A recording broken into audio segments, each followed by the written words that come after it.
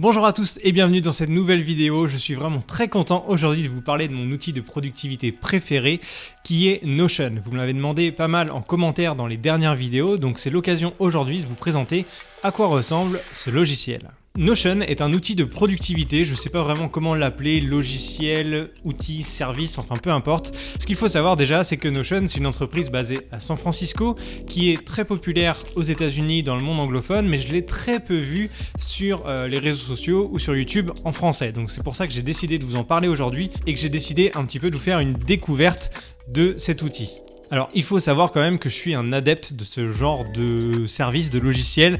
J'ai testé Google Sheets, Airtable, Trello, Infinity, ClickUp, enfin bref j'en ai essayé pas mal, surtout pendant le premier confinement et je suis tombé sur Notion il y a quelques mois et c'est vraiment le logiciel sur lequel je me suis attardé le plus et que je préfère de tous. Donc je vais vous expliquer un peu pourquoi, on va passer sur l'interface, je vais vous faire un exemple et puis vous allez me dire ce que vous pensez dans les commentaires à la fin.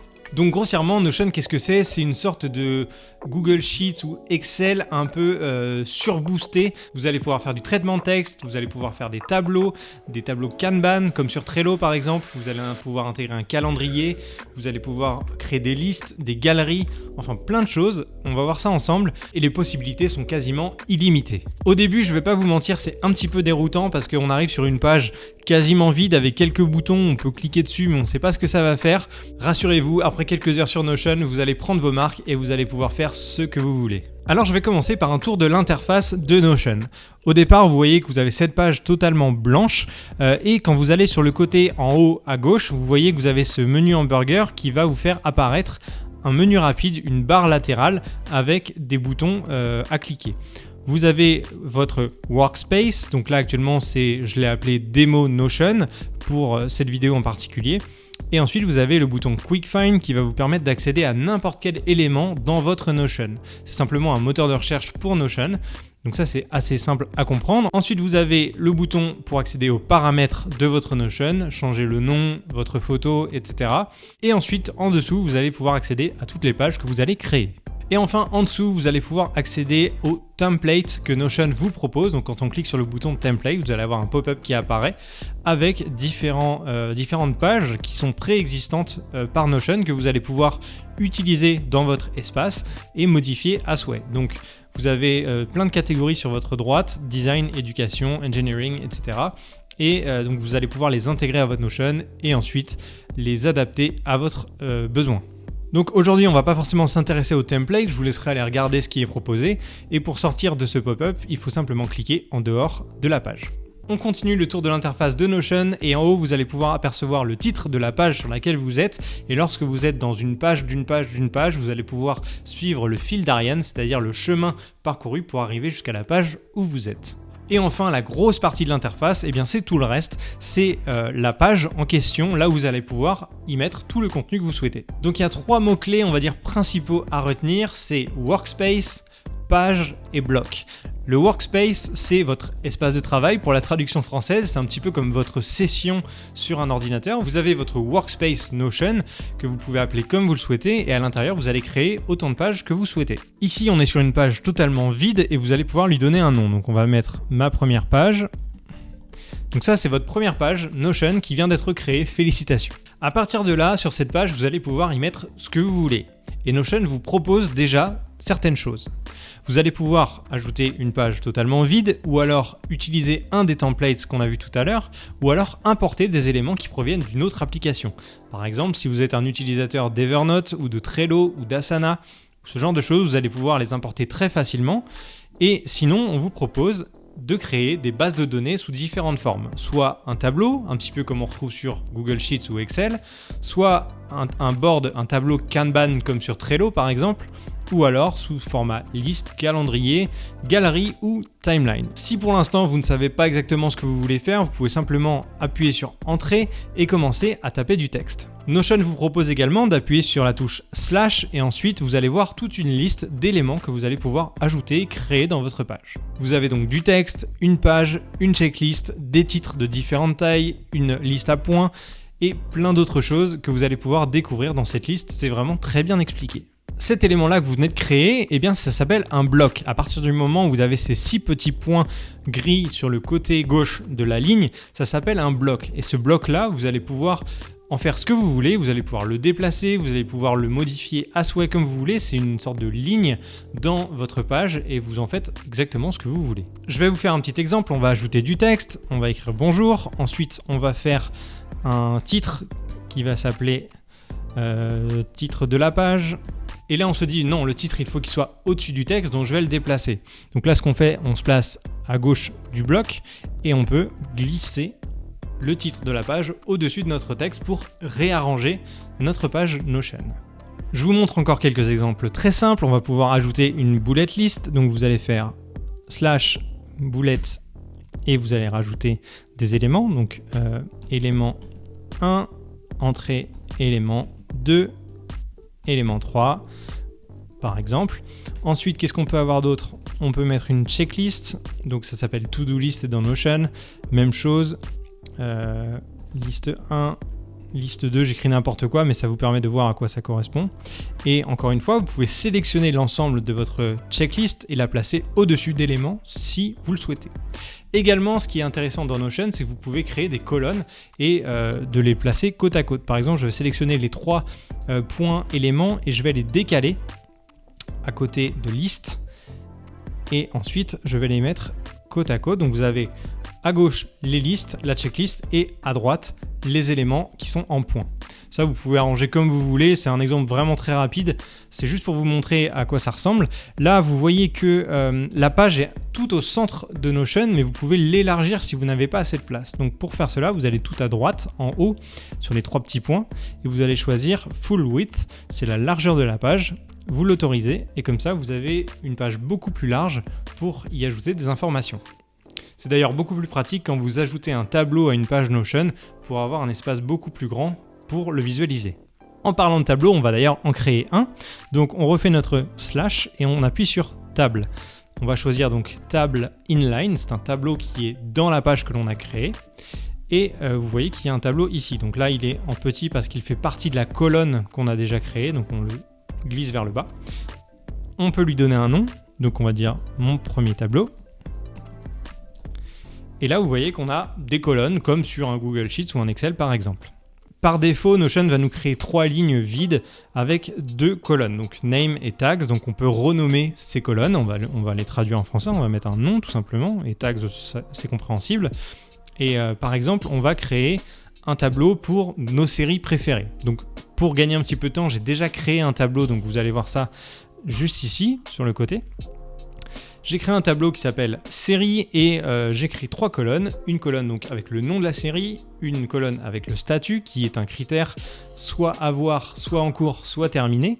Et enfin une colonne nombre avec le nombre de saisons au total qu'il y a dans cette fameuse série. Donc vous voyez que ce tableau est vraiment très simple. On peut rajouter des colonnes au fur et à mesure. Donc il y a un petit plus ici et vous allez pouvoir ajouter n'importe quel type de colonne, ça peut être du texte, des nombres, des critères ou des multicritères, des dates, des personnes que vous pouvez mentionner si vous travaillez à plusieurs sur un Notion par exemple. Vous pouvez intégrer également des fichiers ou des images ou alors un lien vers un site web en rapport avec la série par exemple. Je vous laisse aller regarder dans Notion, évidemment, il y a plein de possibilités comme des formules, des relations. On pourra revenir plus en détail dans une autre vidéo par rapport à ça, mais on va aller très vite sur ces éléments-là dans cette vidéo. Si vous avez créé une colonne par inadvertance, vous pouvez faire un clic droit sur le nom de cette colonne et la supprimer. Bon, alors là, c'est bien, on a créé un tableau, mais c'est pas forcément très visuel, surtout pour des séries, donc on peut changer l'affichage de ce tableau. On va donc aller en haut à gauche du tableau et choisir un affichage différent. Et moi, j'ai créé un affichage en mode galerie, qui est beaucoup plus intéressant, et on peut avoir des images qui vont représenter la série en question. Donc chaque ligne qui était dans mon tableau est devenue un élément de ma galerie avec une photo associée.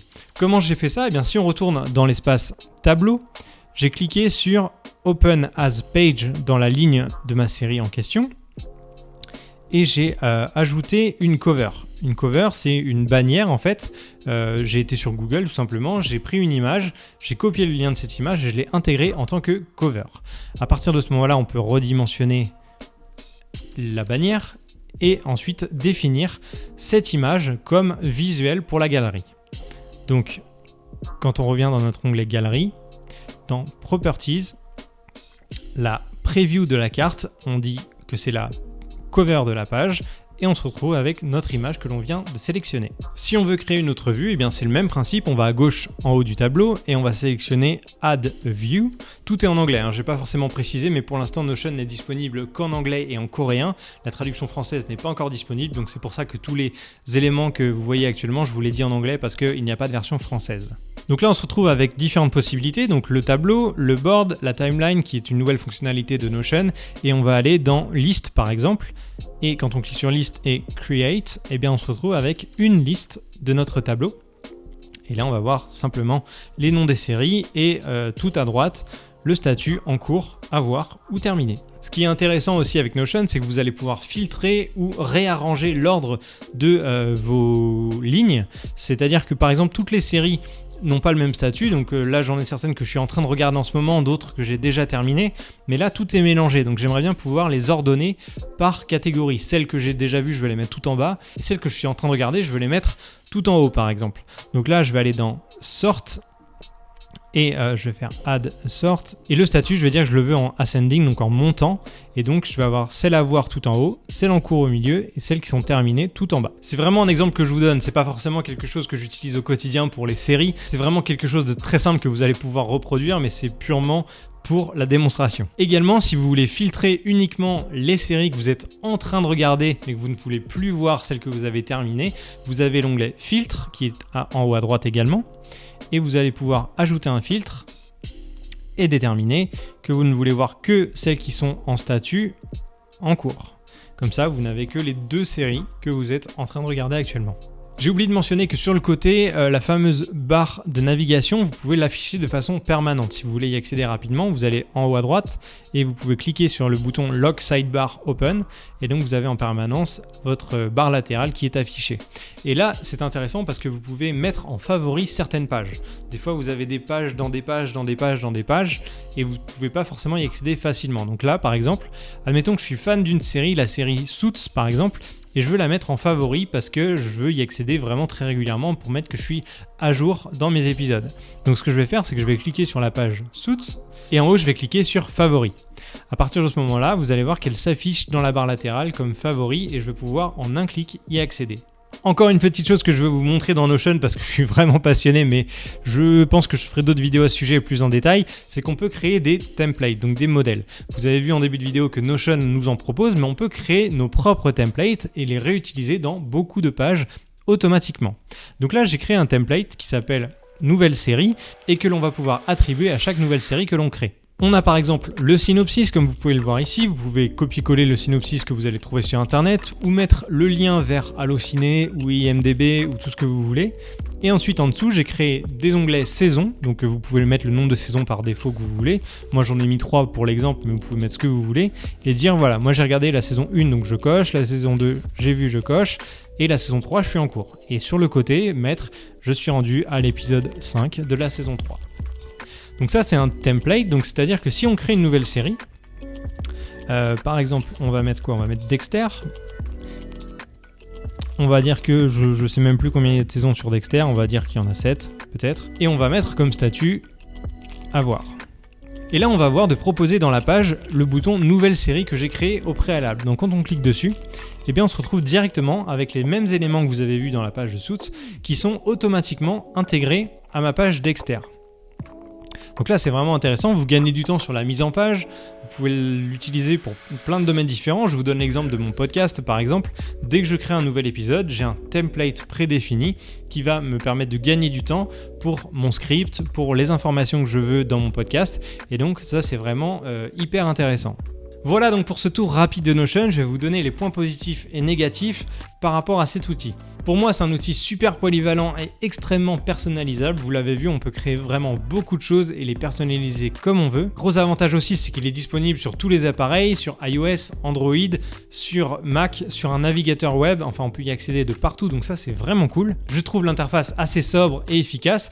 Là, moi, je l'utilise en mode sombre, mais vous l'avez en mode clair également. Et enfin, il y a une version gratuite que j'utilise en ce moment et qui est vraiment très intéressante. Et si vous voulez aller plus loin, il y a des plans payants, mais tout à fait abordables. abordable.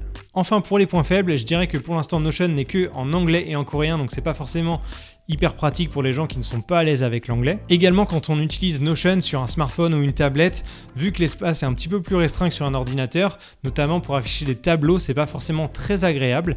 Et également, quand vous avez des tableaux avec beaucoup de données, parfois les pages mettent un peu de temps à s'afficher.